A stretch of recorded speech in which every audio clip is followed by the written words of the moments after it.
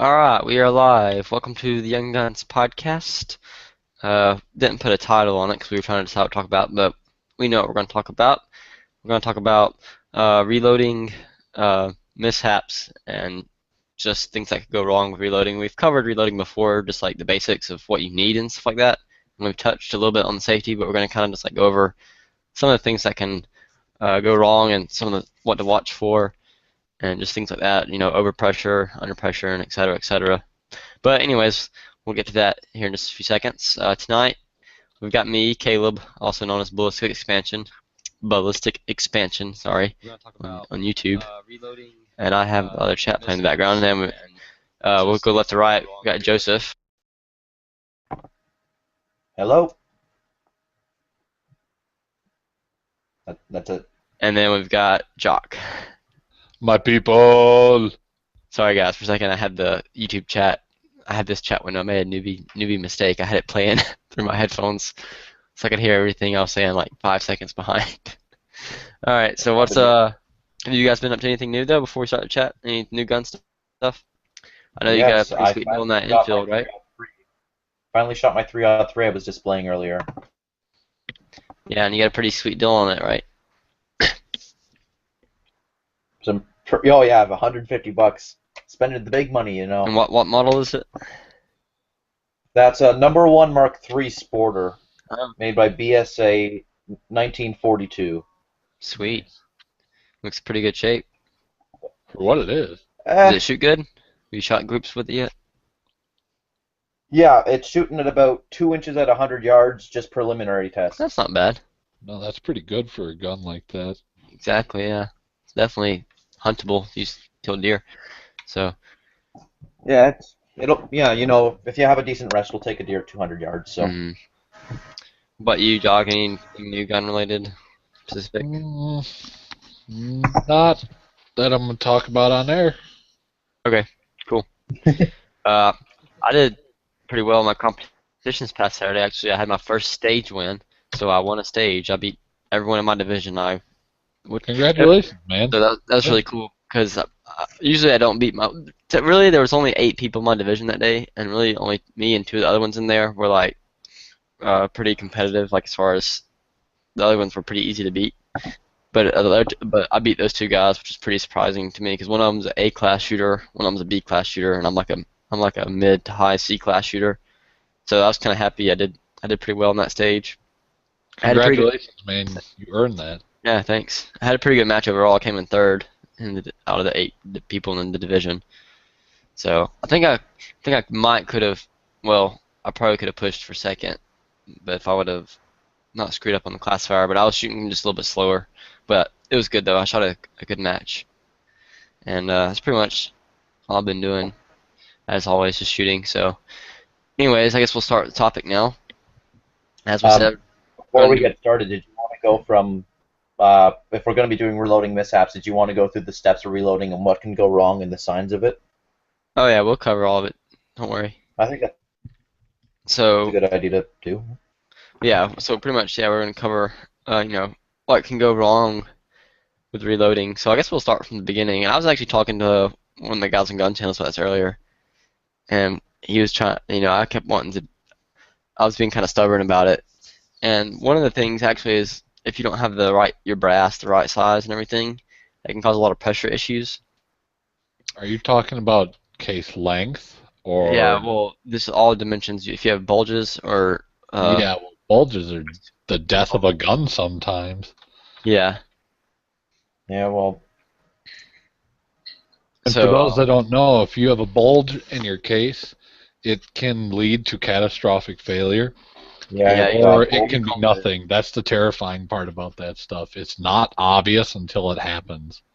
Yeah, it's like you don't know it until it's done. Because usually it'll be like a case separation or something like that. Well, if you look here at this 303 case, you can see an obvious bulge right here, though. And you should look into the gun model because 303s are notorious for having pretty wide throats, and that's because of the wide throat there. Yeah, because it allows the it to case expand. spreads out, and that's pretty normal. But for other calibers, like here, what do I have up here? And That's really, in what it is, 7.6254R. the sizing die can't reach that part of the case, anyways. So Yeah, it never gets exactly. sized. It never gets sized. Most of it won't chamber. Sometimes it does that. But since we're just talking about the brass, yeah, like for me, because Glocks are that way. They have the infamous Glock bulge with 40 cal brass, because Glocks don't have supported chambers. So Wait, say that again. The Glock bulge in 40 yeah, cal, and then you yeah. said supported It's also chambers? they do not have fully supported chambers. Really? Same with their 9 millimeters, I think too. But for some reason, I think 9 millimeter does it too. It has a little bit of bulge, but it's just not as bad. I don't know. I've never ran into any problems with it. I'll take that back. When I was reloading 9 millimeter, when I was still shooting nine, every now and then I get a few cases that were just real too fat to shoot, and pass they wouldn't pass case gauge. So they got put into either be pulled or practice rounds if they chamber at all. Usually they won't. Sometimes they won't even. Usually if you have a Glock bulge like that's so bad, it won't even chamber. Like, So what is a Glock bulge? Because I've only heard it. I've never seen it or looked into it. well, I don't have one up here with me that's bulge, but it's just Does like it what. just bulge the entire 303. case out to the bottom? No. What happened? Let me grab my Glock barrel real quick. My Okay. gun's actually sitting right here, so Because I always thought Glocks had fully supported chambers. I think the first thing we should cover while we're on all these bulges is whenever it comes to reloading ammunition, always consult the book, always consult your reloading manuals, and make sure that your brass is the correct dimensions and stuff. Check the right. overall length. Check the overall length. Check the width. Check, Especially for rifle. yeah, especially on rifles. All right, let me get around that will actually chamber. Okay, here we go. I think when it comes to that sort of stuff, checking the book with and having a good pair of calipers pretty much covers that. Okay, so let me turn my camera on here. So this is a regular. Oh crap, my camera quality is really bad. Let me turn my bandwidth up first. Turn the Okay, suck factor down here. so this is like a regular Sammy spec barrel. It's actually tighter than like a normal even like an XD or whatever, or 40 any other 40 caliber barrel. It's a little bit tighter because it's like a match graded barrel. But all of them that are supported, you can see the case sits flush with that right there, and Oh, holy crap. you see I how thought they had feed ramps on them. Wow. it does. Feed ramp's right there. It's tiny. Yeah, but I mean, And like, then oh. and you see how the only part of the case you can really see is the webbing part where the rim starts. You don't really see the actual body.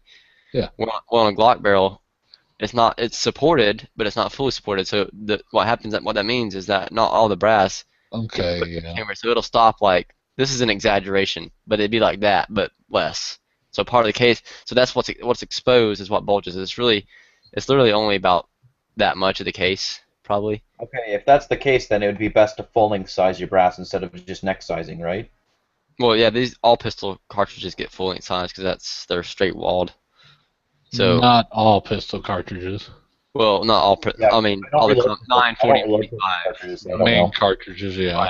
357 sig and stuff like that's different. But yeah, they're all full length sizing guys for standard caliber. And but the thing is, the reason they can't reach that part of the case is because the brass is in the shell plate on the press, so it Yeah. never reaches up there to it. Now, this is what I was talking to the guy on one of the guys on gun channels about. Is they make dies. They actually make them specifically for 40 because like the 40 is somehow worse about the bulging than the 9, even though they're both unsupported from the Glock chambers. But they make the dies. Lee makes one that does it for 9, 40, and 45, and they call it like the bulge buster. And it's a pass through size die. So instead of having a decapping pin in it, you push the brass and it goes all the way through the die and it goes up into a container that contains holds all the brass. So you just sit there and feed them through. And what it does is it sizes the entire case. And I think it's a factory size. I think it sizes it back down to factory specs. I'm not sure on that one. The Lee makes one, and then Redding makes one called the GRX die. They only make it just for 40, because that's really, I guess, not the market that was really wanting it, was the guys who shoot 40. And it will it's a little bit more expensive, but it's only for 40, and it sizes the whole case as well. It pushes it through the whole die. The thing is with that though, me Okay. and my friend on gun channel was talking about is, that bulge when it gets resized, it creates a weak spot, like Jock was saying, and like if it goes, it goes. So I guess, I mean, I don't know. I mean, a lot of people use those dies and they shoot the brass with it. I mean, Well, what I was taught about head spacing hmm is so 1911s don't have fully supported chambers, like unless you get certain barrels. That's why the Nolan and the Wilson feed ramps came out, so they could be almost fully supported. There's a certain mathematical part to a fully supported chamber, like it's supposed to be X amount of the cartridges supported, and then X amount doesn't have to be. right. But that's crazy to me that the Glock would bulge, because I've got a few buddies that have unsupported chambers, and they don't get bulges. It's not all the time. It's like if you're shooting, I mean, not Is all it the just brass really does. hot ammo? It can be that. It can be hot ammo, or just, I mean, if it's just a weaker case, I guess, or different. I Okay. mean, I've never shot a Glock barrel, factory Glock barrel for 40 caliber, so I don't know what causes it. My brass doesn't do it, because like I said, I have this extremely tight match All grade right, barrel. while we're on the note of the brass, do you guys, anybody that gets a Merc stamp brass, throw it away. Get A what? MERC. MRC marked? AMERC. It is. I've only found it in 45, but their dimensions are. It's basically you can't reload it because it was meant for like a proprietary size bullet. That's weird. Let me find something on it. I've always read just throw away your AMERC brass. See, I don't sort by head stamp. I didn't I either, but then definitely I put my head freaking stamp pressed one because Not in for to this seat a stuff. bullet, and like all of a sudden, I felt like I was gonna snap or buckle the brass. I was Yeah, like, it's too "Oh, small. God." Won't. Yeah, won't. Even when you, I guess even whenever the bell the case, the bullet will start into it, but then it gets to the middle part of the case. This was abnormally stiff though, and I'm like, I don't know, man. I clean everything fairly thoroughly. Uh-huh. But there's that article on the AMERC brass. Not articles. That's Dudes going interesting. back and Yeah. forth. So if you have AMRC brass, then throw it out. okay. I think it's important you should always check the head stamp of your brass, and I like to sort it by company because I like to go for accuracy when it comes to most handloading. If I'm doing high volume, I'll usually buy surplus or cheap ammo, but when it comes to handloading, I try to keep it to accuracy and really close specs. So here we got some federal stuff, right? And we got some Always good. S&B. Always good. Okay, Yeah, is it so I just like me or to. the S&B primer's really tight? They are. They're little. That's They're little. funny. Up here they're loose. I've heard they're pretty Up here tough when you climbers too. Hmm. it's kind Go of a ahead. weird size. Okay. But yeah. Anyway, so that they have those dies that they resize it, and like the guy I shoot with, he shoots a STI Edge. It's like a $2,000 gun. And he shoots. He sizes the brass. He sizes. He puts all his 40 brass through that die just because it's all so that way the whole case gets sized. And then he does that. Then he'll load them and then he'll put them in his case gauge and then whatever doesn't pass is practice ammo. So he's shooting brass that was bulged through his STI. But what I don't know for sure about the die is if it will only size to factory specs and then leave that bulge so that way there'll still be a bulge in it so you'll kind of know. Or if it just forces everything out. I Huh. think bulges on cases are great, but other pressure signs here, like I have the Federal and the cellular S&B there, but you can see on the Federal's really bulged out here on the primer. Oh yeah, yeah. That's Yeah, another so sign that's too. right.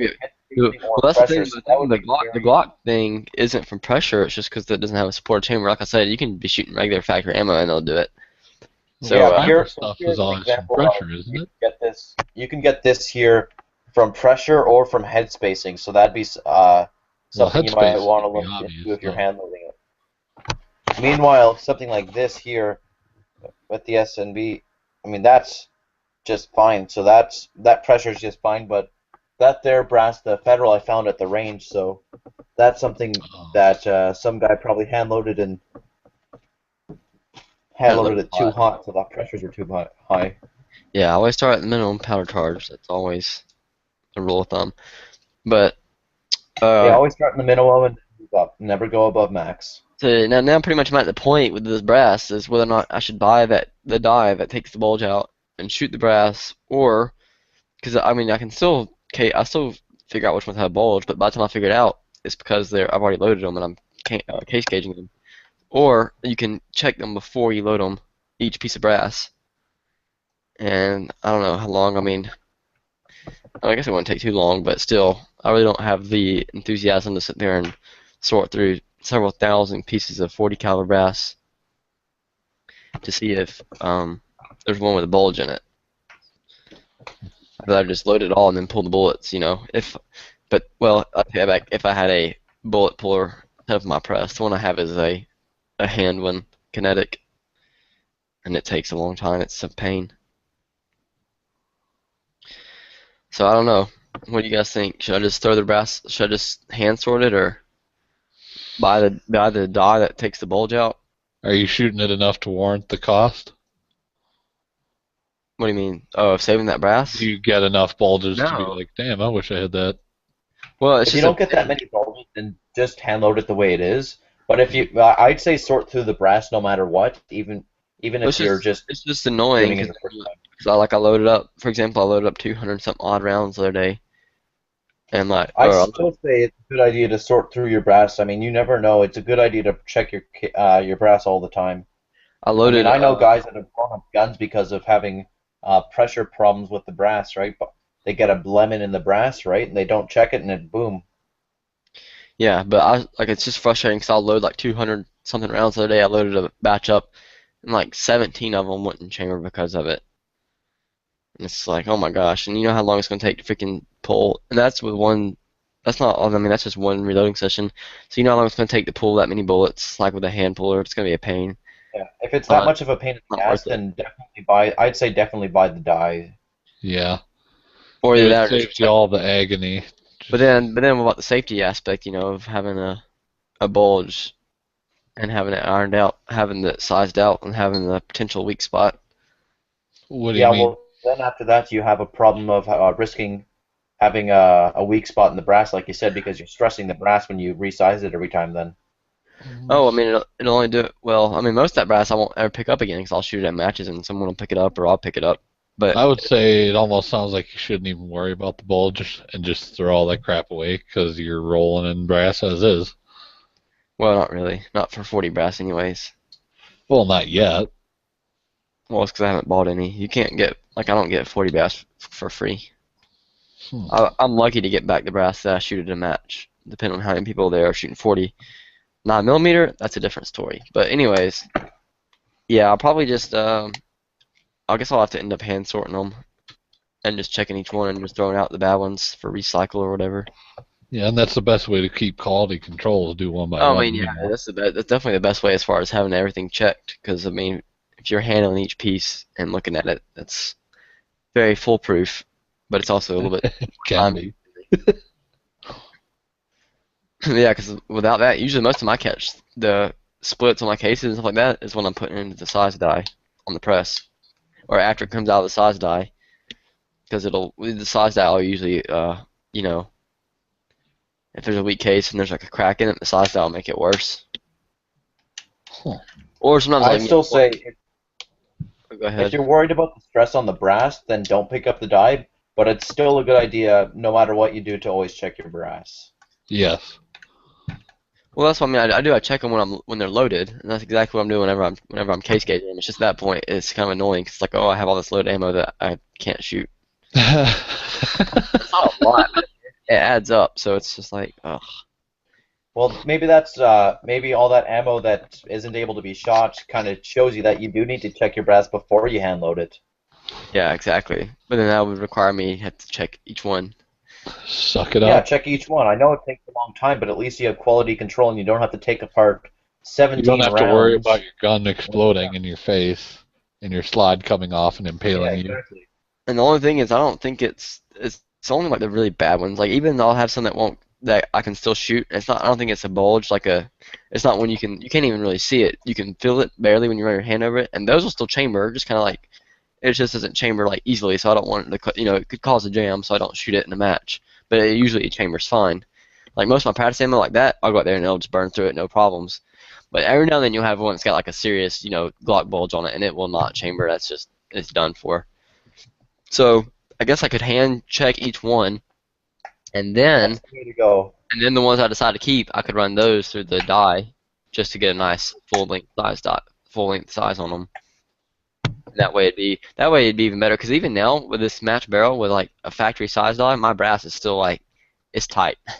Oh It yeah. doesn't move much. So I mean that kind of it's it's good for consistency and everything, but it can kind of be a problem for jams and stuff.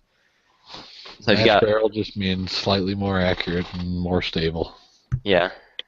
So I might do that. I might just check each one and then go ahead and still get. I'll probably get the lead bulge buster then if I do that because it's so cheap. And I'll just check all the brass, throw out the bad bulges, and then run all my brass through the bulge buster so it'll be nice and sized down.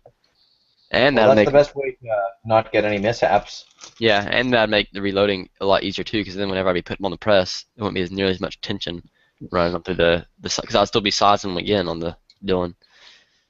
So I might do that. That's definitely cheaper than buying the Redding die. Redding die's like But $8. it's Redding. That's the thing. Yeah, exactly. That's the thing. I was like, oh man, I kind of want the Redding, but I just want the sticker. maybe I will get the Redding anyways and still do that though. Buy one. We don't get cry very one. much Reading stuff up here. Is it good? It's the best. It's like top of the top. Well, Okay. as far as I I'm wouldn't know. concerned, As far as dies go, yeah, like I can't think of anybody. I mean, I'm sure there might be some overseas guys, like European maybe dies that I haven't heard of that are really good. I've Like never seen it then. I've always yeah, exactly. pretty much said like Norma probably makes some Reading. dyes that are really high quality or some shit. That's what my friend who used to shoot like NRA silhouette, all this other kind of stuff. Like he said, we were talking about the same die yesterday at the match, and he said from my precision stuff, Reading. That's all he said, Reading. Well, that's what they started out as was like ultra fine target shooting dies, from what I understand. Yeah, you can still buy like the competition seating dies for pistol rounds. It's like $100 for one die, but they're like I saw that and I was like, do I really want competition dice for my pistol? it's like am I gonna be shooting like 75 yards with a 9mm? I don't think so. But Yeah, I think that's kind of a void market. But anyhow, back to the Back to topic. reloading we'll this. have the money to waste. It's there, so not waste, Okay, but so I think we pretty much covered cases. Yeah, so just For check your brass. brass. yeah, with your knives and your and then just for pressure signs, look for cracked around the top, cracked around the rim, or not the rim, sorry, the And cracked on the head, primer above. bulges. And then look around And for primer bulges up. primer bulges. Basically, your case Anyway, should so look next, exactly like a factory spec case. If it doesn't, something's wrong. And as far as Unless your overall next weight, as far as trimming, I want to bring up trimming brass. It's really not that big of it. You don't have to really do it with pistols as much because usually it doesn't stretch. But with rifles, you probably want to check that if you don't know how many times it's been fired. I just check. I haven't reloaded rifle brass yet, but everyone tells me to check it every time. Yeah, usually it's good. Just you can get this I'd little say hand check it trimmer. almost every second time. Check it Yeah. every second time. So it's Okay. pretty good to do that. And then with the rifle brass, I chamfer it and everything too. I clean the primer pocket, chamfer the neck, so that way the bullet seats easily and there's no extra tension or whatever. Okay, Well, when I you only- chamfer that, are you only supposed to chamfer the outside of the case, or only the inside, or both? Because I've had issues. Both. Okay, I must be doing it wrong. It's called a deburring tool is what it is. RCBS. I have one, and I can't Yeah. It'll cause issues sometimes if I do both sides. Okay, let me turn on my. Oh, I have the deburring tool up here with me, but I have a rifle case that'll explain well. So I was taking my sweatshirt off, but I guess I'll wait. So this is like the neck. So say this is the deburring tool. So one end is It's The just a end- fire point. that's just and that's what gets the inside of the case on the inside of it. And the other one has like the 3 prongs, and that's what sits in the middle of the case, and it deburrs the outside of the rim. Yeah, I know I have one, and I've used it like over hundreds of rounds, but it seems like I get issues sometimes if I do both sides. Like what Yeah. kind of What issues? sort of issues? Like the bullet won't want to seat properly, and sometimes I think it was just me being a Try getting a retard flaring and gun. keeping my hand on the bullet too long when I was, raising it up. Here, Jacques, try getting a flaring die. Flaring die. Like a Yeah, a it's bell weird. case. Because it bells it so So that you basically, can bullet. the case mount here it flares the case mouth out slightly, so that way the bullet's able to seep better. And then from there, you just The best die for that is called the Lyman M die, the letter M. And it's like you buy the body. They have two different bodies, long and short, something like that. And depending on the caliber you get, you buy one, either long or short body, and they have inserts that go into it, and it like you can adjust it by the thousandths, and it'll bell the Oh, case. I see it.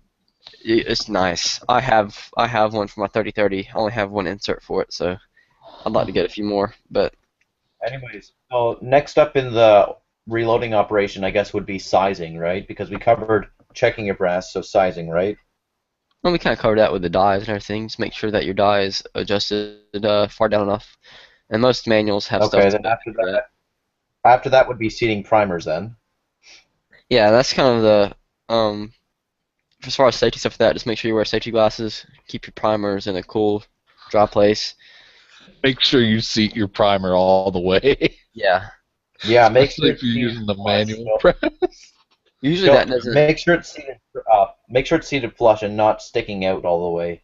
Usually the only problem you'll have with that is that it'll just light strike and the round won't go off.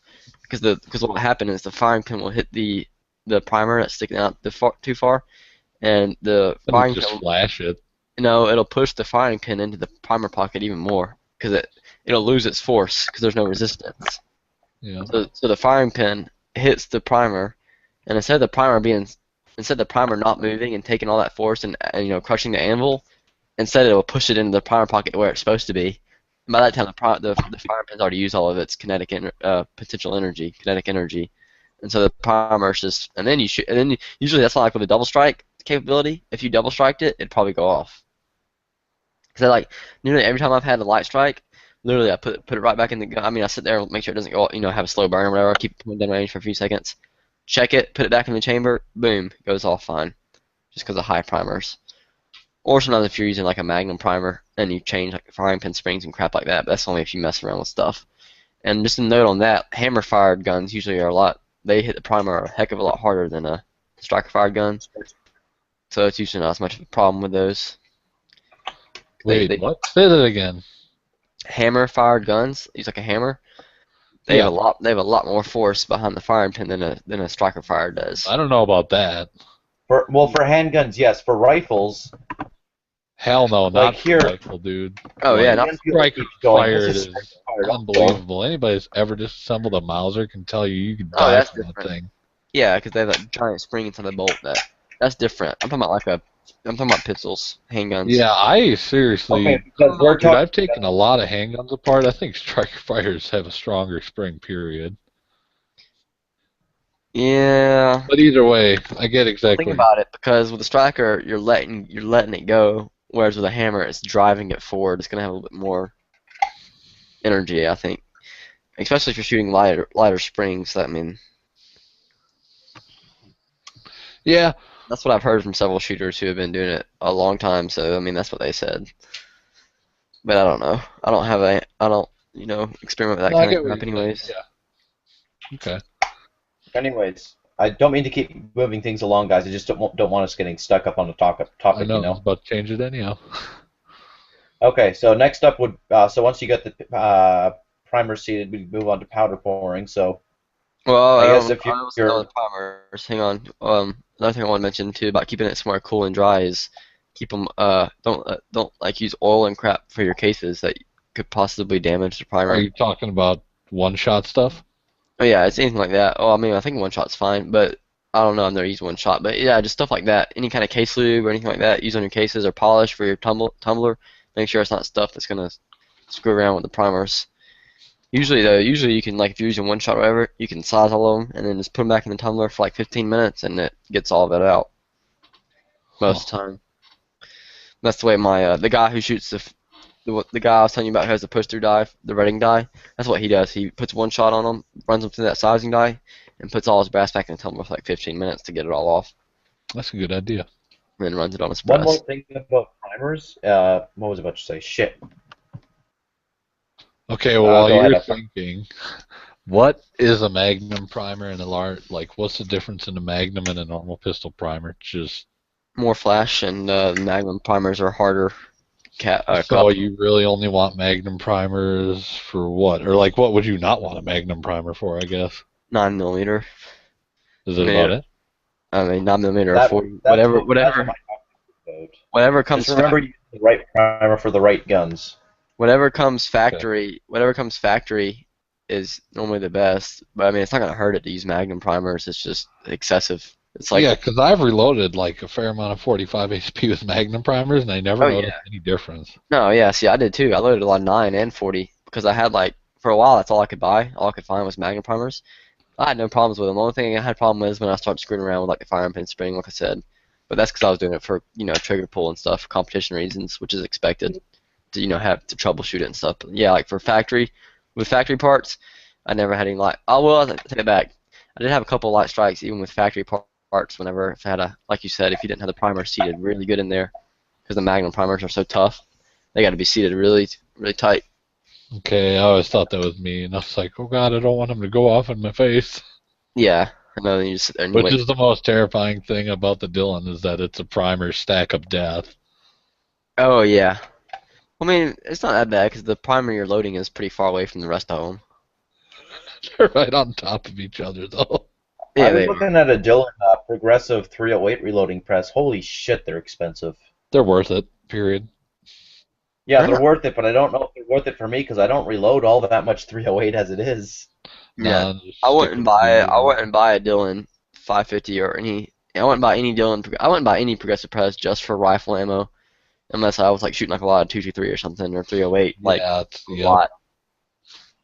Because you can get like a turret press and do just what you can do like almost as much as you need. Probably more than enough ammo than you shoot with a turret press For and save now, more I only money. have a For now, I only have a shotgun reloading press and a single stage rifle press.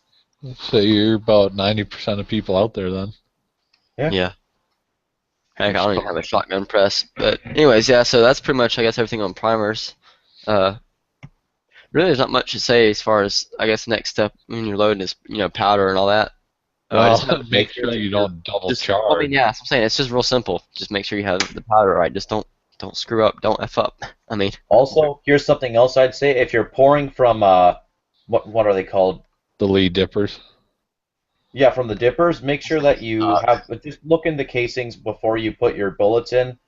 Make sure that they're fairly consistent looking. Make sure it's not overly over the top or anything. yeah, those things aren't very accurate, but they're okay for like if you're just wanting to dabble in hand loading a little bit. But It can be accurate. yeah, it's pretty much. And here's a good tip though for progressive press too is double charge one on purpose to see what it looks like, and then just don't dump the powder out after. Obviously, don't load it and shoot it, but sit there, run one through the powder dye, and then run it in the same case again and see what it's going to look like, so you can kind of get an idea of what to see. And most time it's ideal if you have a powder that when it double charges, it will fill up the case because it'll be very obvious. That bullseye, that doesn't really work. Yeah, Here's something else that I like to do. some powders are such low density that you can triple charge some of them. Uh-huh. Yeah, I have Here's something I accurate like number 7. when I'm pouring like rifle powder or something, especially with high powered rifles. When you have your powder pour, I like to measure every fifth or 10th shot, depending on how accurate I want it to be, just to make sure that you're getting consistent pours. Oh, with a rifle one, I measure each. I usually if I'm like loading hunting ammo, if I'm only doing like 20 rounds, I'll weigh each one on like a scale. I'll weigh each powder charge on the scale and put it in the case, and then You I don't usually always need to measure each powder charge. You can if you want. I mean, I've done it before, but if every fifth or every 10th would work if you're using a pouring system. right. Yeah, I put like a hand pour, but like I mean, what I was using for those like a RCBS automatic powder thing, Let's or I could. charge master. Oh God, that'd be awesome. No, I have My the. buddy bought an L&L press, and he got one of those included. He was like, I didn't know this came with it. I bet he was happy, wasn't he? Hell yeah, it's a $300 electronic dispenser. I Yeah, just have the Lee he had to know Perfect it came Grill with it one if that he comes with paid. the 50th anniversary. He had to know it came with it if he paid for it. I mean, No. Well, okay, we got it at the discount price, and it was already on sale, so he didn't that's like almost neither of worth us thought buying. about it, That's right? almost worth just buying the press just to get the freaking powder measure. That's hilarious. All right, anyhow. But yeah, So As far as that, is there anything else y'all can think of on it? Just don't overbell your case, which is what belling is when you're expanding the head to allow.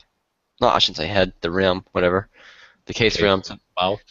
Mouth. That's the word I was looking for. Case mouth. I always get the terminology. I don't want people getting screwed up. Start at the top, go to the bottom. It's the Yeah. mouth, the body, the head, There you go. which is really funny. So with the mouth, you want to have it. What it does is it bells it so that it'll be able to accept a bullet and it won't scar up or scratch the bullet when you see it. And just make sure you have enough bell and not too much. Usually, too much is more obvious. And well, I mean, I don't know. It's pretty obvious either way when you don't have it right. It should be pretty easy to seat the bullet. It shouldn't require any effort. It should just seat right into the case. Yeah. And that's pretty much all there is to it. I will say on that experience, I have. Wait a minute. You're talking about loading a bullet now, right? Uh-huh. Okay, I have actually crumpled sidewalls of a few cases because I didn't know that it was like too much force. I was like, oh, that must just be really thick case wall. I pull it out and the bullet's in there like at a 45-degree angle. I was like, oh, so that can actually happen. Wow. Wait, what? I seated a bullet. I think Sideways?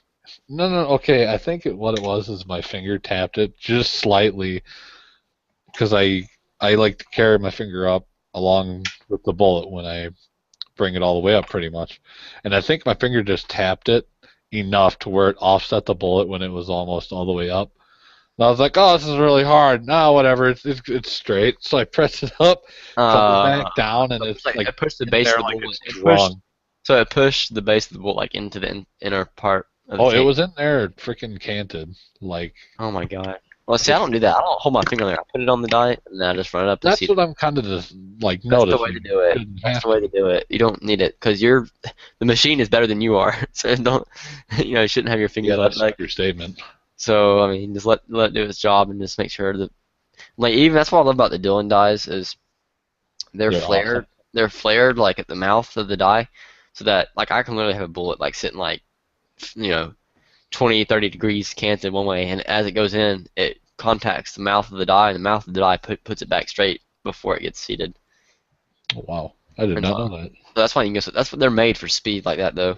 Because I mean, because if you have the bullet kind of on there like sideways just a little bit, like on a regular die, like not like a lead die or something, it won't even make it into the die. The body of the die will hit the bullet and like knock it off Wow. because it's such a tight fit. But for like Dylan, it's nice.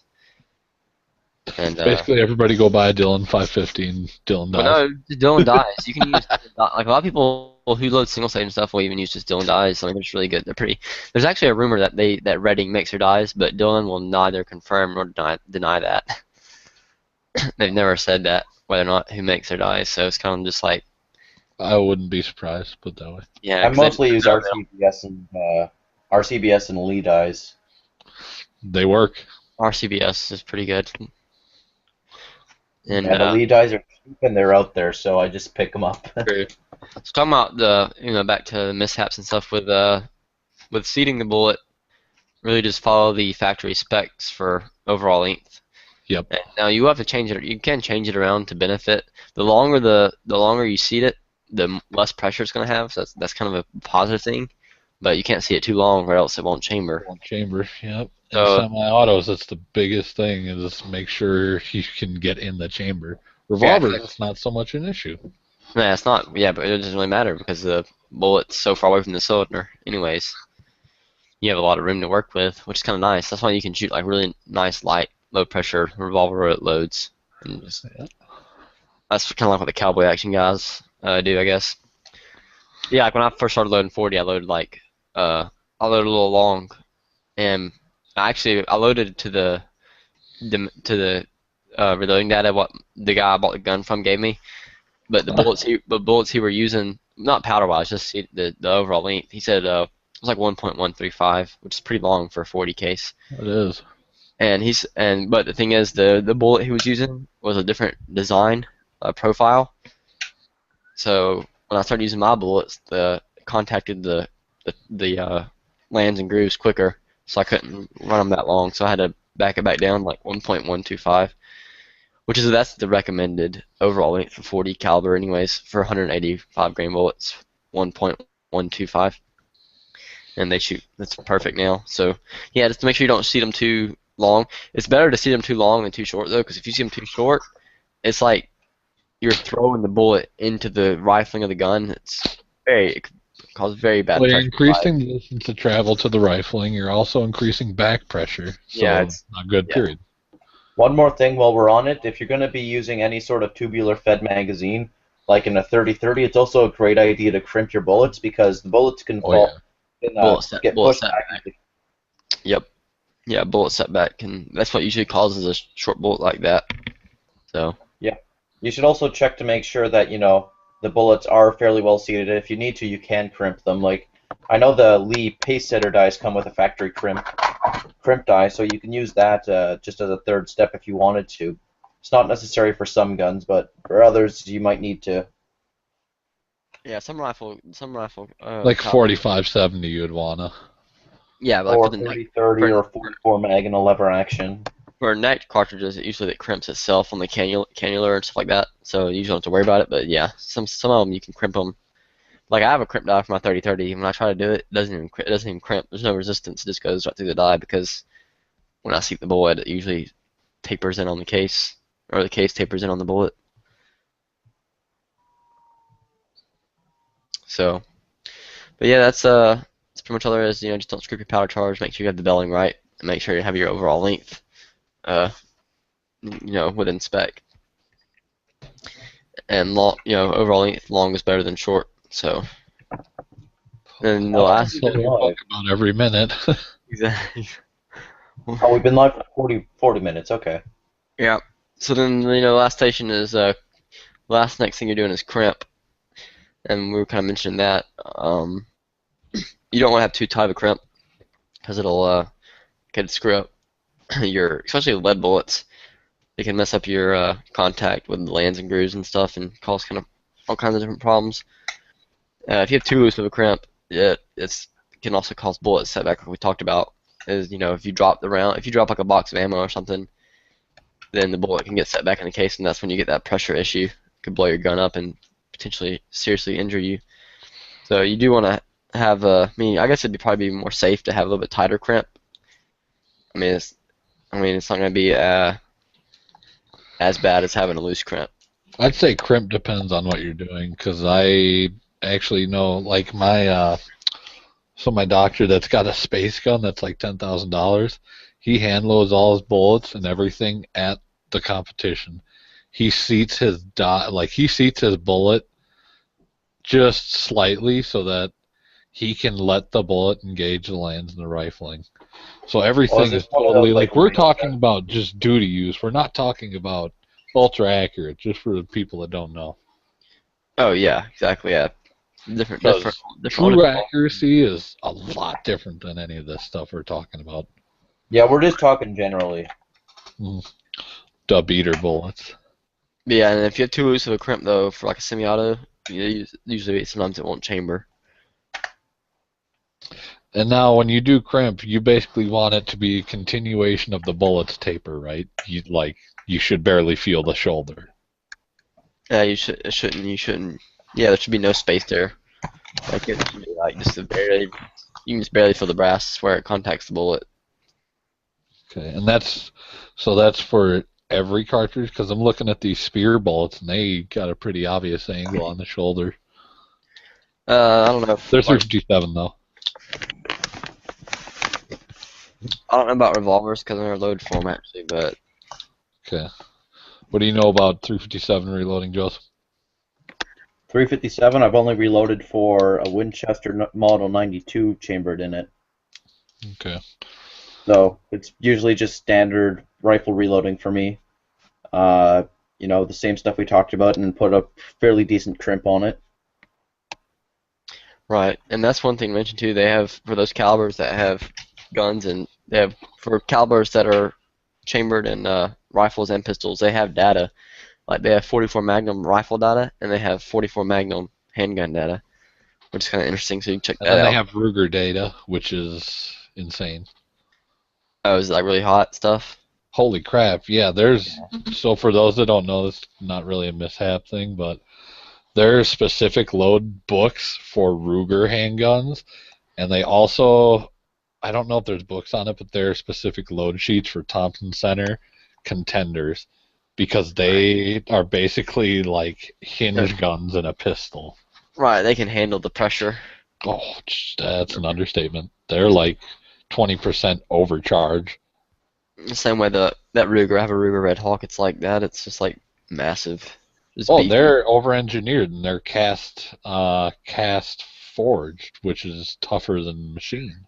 Uh-huh. Okay. While we're still on the hand loading and stuff, I think another really common mishap is head spacing on older rifles.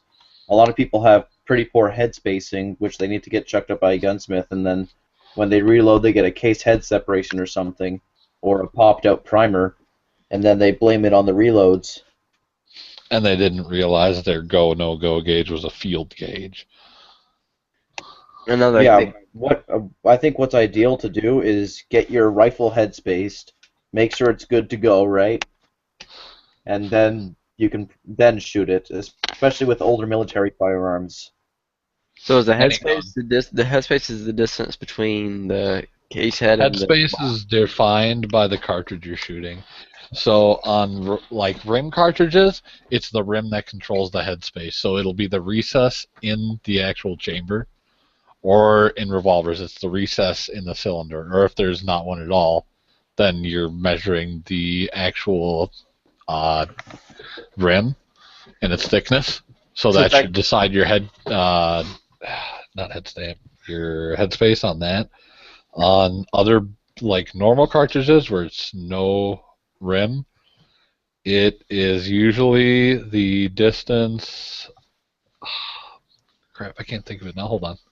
I thought it's just the distance between the head from the head of the case to the bolt or whatever where it contacts the slide. I should know this. It all depends where the firearm headspace is. Some firearms headspace at the neck, some firearms headspace from the rim. Well, yeah, and it's son of a bitch. Maybe that's what it was. Well, no, if it's got a rim, Yeah, I know for a a lot fact of if it's got a a lot of rim, you firearms measure the rim. Mm-hmm. But yeah, basically get your gun headspace. Like, no matter if you, especially ARs. For some reason, there's this common myth out there that ARs don't need to be headspace. That's complete and utter bullshit, and I don't know why it prevails. While Yeah, we're on so the it's topic, the a lot of people look down on reloading for firearms like AR-15s. Like James Yeager really spoke out about it. We talked about that a couple times in gun channels, but I know in nothing the end, about it comes this. down to. Pardon me? I know nothing about this. Please inform me. Well, what happened was James Yeager has been pretty open about this fairly recently. He talked about how hand loads in your defensive firearm is a bad choice because he's seen, especially in Legally, AR-15s, that he's seen in AR-15s that they explode all the time or something like this, and he said that factory reloaded ammunition, like I think Black Hills makes it, right? Or other companies, they make factory reloads, right? yeah. He spoke poorly about that because some guy brought factory reloads and exploded in his gun. that's totally possible, but He's basically saying that I understand where he's coming from. He's basically saying that in AR-15s especially that reloaded ammunition seems to not perform as well as just factory standard, and he recommends against it strongly. And that's his opinion. recommend all you want. Yeah, exactly. Yeah. If So It's not gonna someone stop some educated people from enough doing and it. they follow, like, I'm not going to say common sense because it's a phrase that's been bastardized, but sensible practice, you should be fine. anyway, Yeah. so that pretty much I guess that covers everything as far as the actual reloading process. One thing I want to mention though is make sure you I already mentioned it with primers, but make sure you store your powder somewhere nice and cool and dry, and it's better to put it in a container that will burn, that will release heat and pressure, instead of like a metal box. Like you don't want to put powder inside of a gun safe or something, because that essentially creates a bomb. Or Really? something airtight, because if it's airtight or whatever and it gets hot and heats up, Oh, it can't recirculate the. Okay. exactly. So you That makes want it sense. Because like smokeless powder, if it's like just sitting like in a wooden crates are really good for it actually. So like if you're like in a wood crate, some say your house catches on fire or whatever, or your shed or whatever, wherever your powder's at. So the crate burns, and then while it's burning the plastic, the powder, it lets off heat, and eventually probably the container will melt, whatever, and the powder will just burn up instead of it being like A inside of bomb. instead of a metal box, which a metal box the flames won't get through. It'll just get hot and hot and hot, and eventually the powder will reach its combustion point and just boom, which is like And is while we're on stuff other than the reloading process, when it comes to reloading, always follow the book when it comes to pressures and stuff and charges. Always follow the book. Read your reloading manuals. Keep up with the current ones, and always stick to the book. Don't go above. Don't go below, because shit can get real fast. Yeah, and buy at least 5 different manuals to use And as a consult source. well, that's one good thing too. I really don't have I only have a couple reloading manuals. I have like 2 or 3. As long as you have at least 3, I'd say you're good. Well, a lot of good stuff. A good thing about today's time and age is a lot of stuff is on a lot of the Internet. manufacturers have it on their website. So just go to the manufacturer website, Like and Hodgdon, yeah, they have a large selection of if shit it's on not there. on and if it's not on there, just ask them. They're usually really happy to help you out, that kind of stuff, because they don't want you to get blown up with their product any more than you do. So I don't know, man. Yeah. Corporations. so Illuminati confirmed. that's pretty much all. We covered Shut it. up. So I mean, I don't know if there's anything else. Just be safe and follow the rules, and you should be fine reloading. You know what, guys? I need And to get where, going, but remember, guys, I need to get going, but remember, the government are lizard people. Okay? all Bye. right, see you, Joseph. So go ahead, Adios. go ahead and wrap it up, and also just make sure you wear proper safety gear too. I didn't mention that, safety On, the, glasses and clothing. on a side note, drive fast, take chances. What's that? On a side note, everyone should drive fast and take chances. Yeah, but reload safely. All right, we'll see you guys next time. Adios.